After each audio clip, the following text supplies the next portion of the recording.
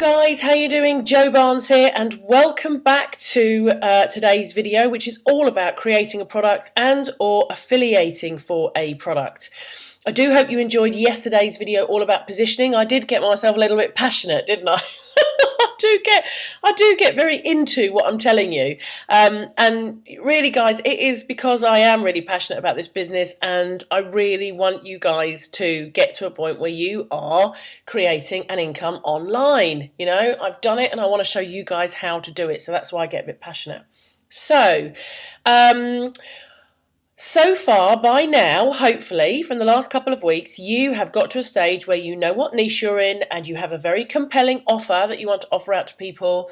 You have created your platform on which you are offering that offer. That's a mouthful. And you are now starting to position yourself within the industry as an authority. Now, I know that's an awful lot to get your head around in a couple of weeks, and I don't expect you all to be, right up there positioning yourself as an authority right now. And let me just say at this point as well, guys, you know, you can take this all at your own pace. This is not a race. You're not competing against anybody else. This is all about you setting your own goals and doing this all in your own time at your own pace. Nobody, and I mean nobody, is ever going to judge you on how quickly you achieved something, okay? This is about you simply getting to and reaching the goals you want to reach. So don't feel under any kind of pressure to have done all of this by yesterday. None of these videos are going anywhere. You can go back and review them at any time. So for now, you can just relax, sit back, listen to what I'm saying. Hopefully it'll give you a bit of direction, and then you can really plan out what it is you want to do in your own time in order to achieve the goals that you want to achieve, okay? So if you're thinking, oh, no, I'm behind, relax. Absolutely relax. This is not a race, okay? So once you have, back to positioning yourself as an authority though, before you get to a point of creating a product or affiliating for a product, you will probably want to spend some time positioning your site or yourself as an authority and driving traffic to your site and or your service or compelling offer, as we've spoken about, okay? Now, what will happen is that gradually over a period of time, you will start to get a reputation, or your site will. You'll get more and more traffic, more and more people will spread the word about you. And I say that, you know, driving traffic is a whole subject all on its own, but the better your compelling offer, and the more and the better you are positioned within your niche, then the more traffic will find you. And that's because people will talk about you, there'll be word of mouth, people will recommend you, and before you know it, honestly, you'll be getting traffic from places you didn't even know that you'd advertised, and you hadn't advertised it, just somebody else wrote a blog post about you, or retweeted your video, or whatever it is they did, and all of a sudden you'll have traffic coming from all over the internet from places you haven't even heard of. Now, when is the best time to create a product or start selling a product? Yeah, and there is an optimum time, and I'm going to go through that optimum time, but when is a time to create a product or for a product? To be honest with you guys, any time. Okay, there are no hard and fast rules about this. There are many different camps. Now, I waited 2 months. I started driving traffic in August, and I didn't sell my first product until October the 23rd. Now, what was good about that was because I had started to build a reputation, started to build a list, and because I was surveying, if you like, just using my fan page, not any formal surveys, just seeing what people wanted, looking at their feedback, looking at their comments, all of that kind of stuff, then I had a really good idea of what my customers were looking for next. And so I created my product based on what I believed my customers wanted from their comments and questions and everything on the fan pages, okay? However, somebody else said to me, and a seasoned, experienced internet marketer said to me, Jo, what you should have done is right from the beginning, you should have had a little ebook or something on there for an entry price, maybe $7 or something like that, in order to ensure that all the people coming and getting your free stuff were going to turn out to be buyers.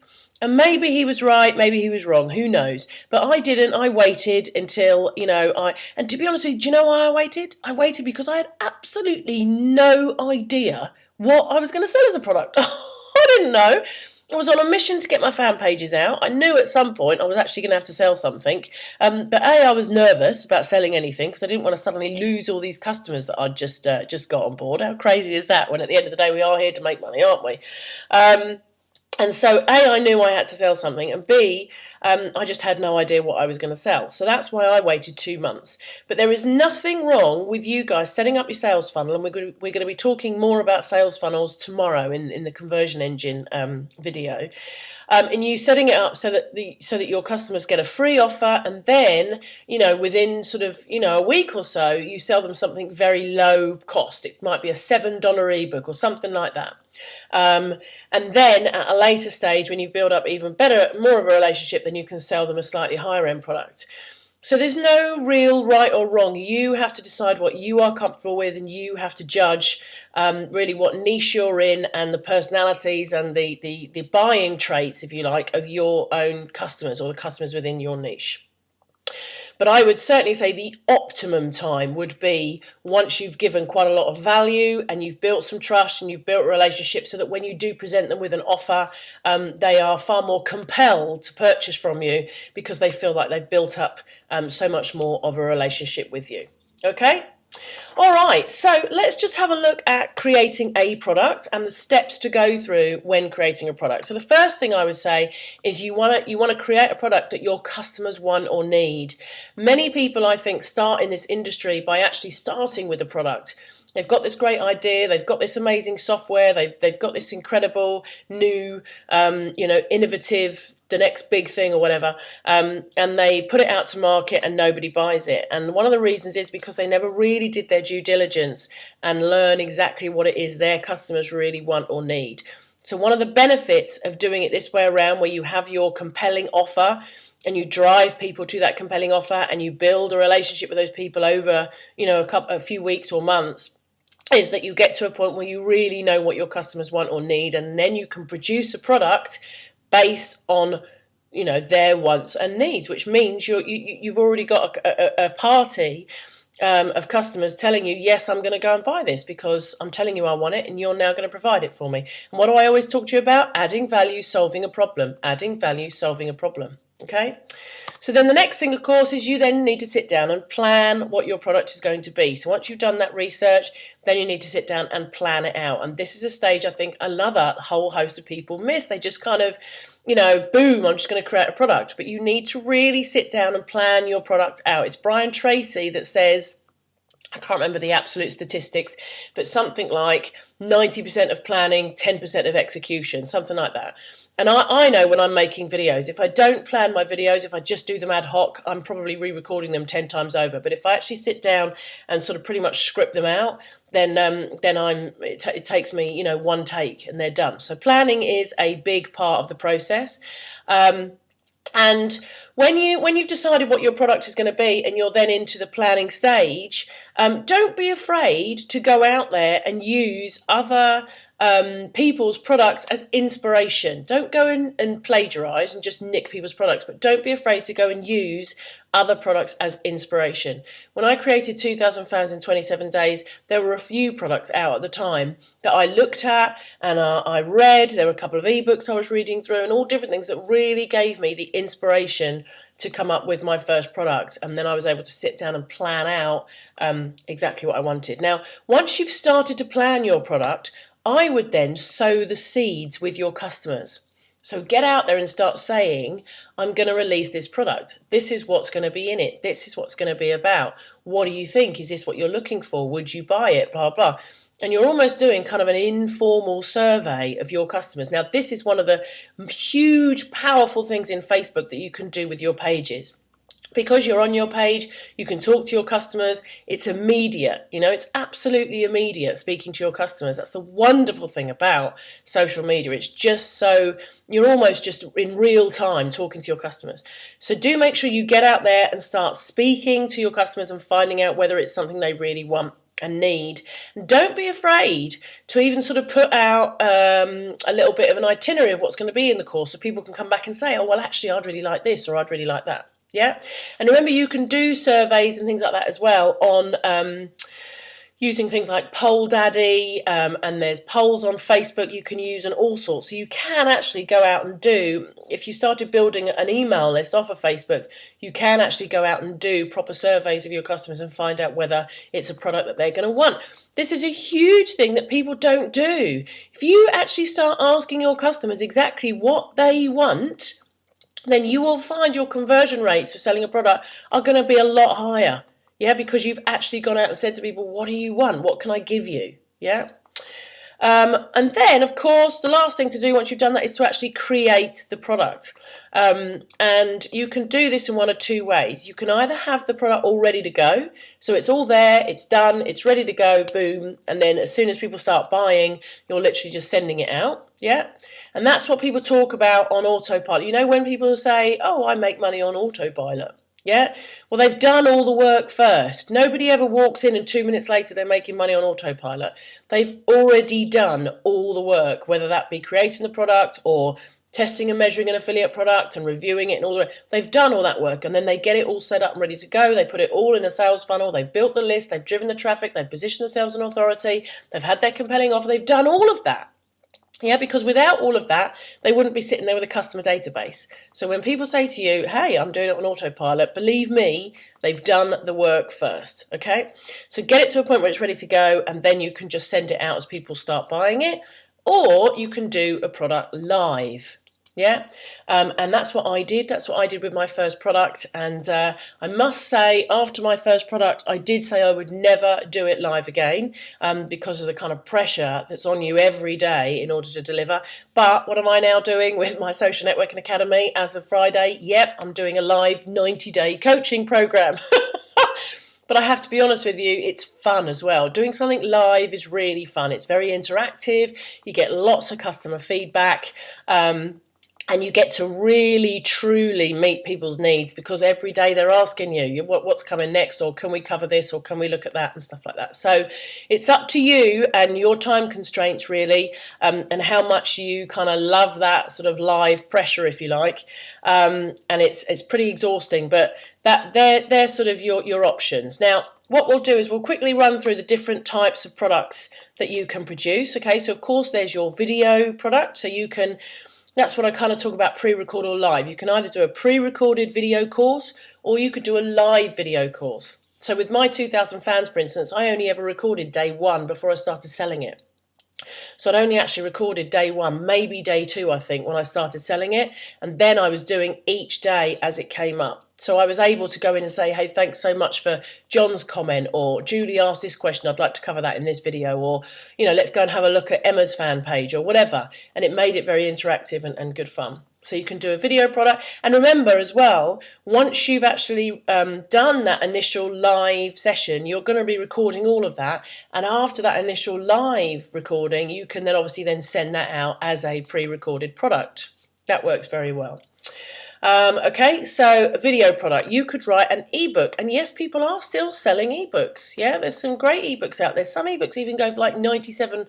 It depends on the value and the quality of the ebook. Okay. But yes, you can do an ebook. You can even do a really hot off the press report. I bought a hot off the press report from the Warrior Forum only a few weeks ago for $17. Okay, and the report basically told me how to go and do a similar thing to Warrior Special Offers on some other site called Digital Forum or something. I can't remember what it's called now. But, you know, I bought it for $17. It was just a simple report. It was about 10 pages long. You know, and it told me how to go out and do this trick. Now, to be honest with you, for $17, okay, it's not the best value for money compared to other things on the internet, but it was a way of going out and creating an extra income from somewhere else. And had I have followed what it was in the book, it wasn't on my particular path at the time. It was one of them bright, shiny objects that I thought I'd go and have a look at. Oh, yes, guys, I still do it. But if I'd have gone and actually followed that and gone to this other website and actually carried out the instructions, I probably would have made my $17 back and more. I would have made a profit on it. Yeah. So when you actually go out and buy products, you do actually have to look at, if you follow their instructions, are you going to make a profit back? But so don't be afraid to write a report. But as long as that report is actually giving somebody a very solid way to go out and do something within their business, add value to their business. Okay.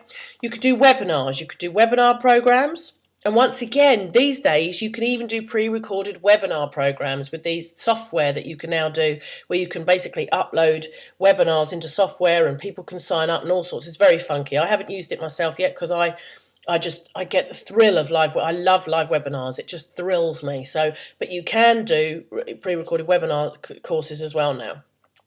You could do coaching. You could do a coaching program like I'm about to do. You could do any kind of coaching, one-to-one coaching, group coaching, all of that kind of stuff. You could do consulting. So maybe you actually want to take your business offline and go and do consulting for offline businesses, things like that. You could offer software if you're a bit of a computer geek. And you're really intelligent when it comes to coding and all that kind of stuff, then you could come up with Facebook apps or games or software of some kind, okay? And of course, you can offer a service or a done for you or whatever. So like, for instance, I give people iframes. I could easily have offered a service where I actually built people's fan pages for them and built their iframe templates and stuff for them. So if that's the kind of line that you want to go down, you maybe want to think of that, okay? So there's many more different types. You can do audio courses, you could do seminars. There's a whole load of different other things that you could sell. It's very, very broad and wide. But I think the key thing here with creating a product is that you just need to really get out there and do it. Even if it's a small 20-page ebook that you sell for $5, it's just that, dipping your toe in and actually making a sale. Yeah, and don't think for 1 second if you get it wrong the first time round, you're not going to get another chance to do it. Of course you are, okay? As long as you are treating your customers with respect, as long as you've built a relationship of trust and value and all that kind of stuff, and that what you're going to create for them is based on value and all the rest of it, then, get out there and just try it, okay? That's what it's about. It's about dipping your toe and just trying it. All right, guys, so what I want to talk about next with you is I want to talk about actually affiliating for a product, okay? We've gone through creating a product and the different types of product.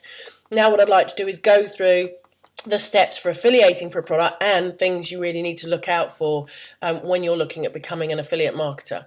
So I'm going to close this video here because we've probably gone on for quite a long time. And if you just go below this video, in video 2, I'm going to go through all the steps you need to take for affiliating for a product. Okay, guys, see you in video 2.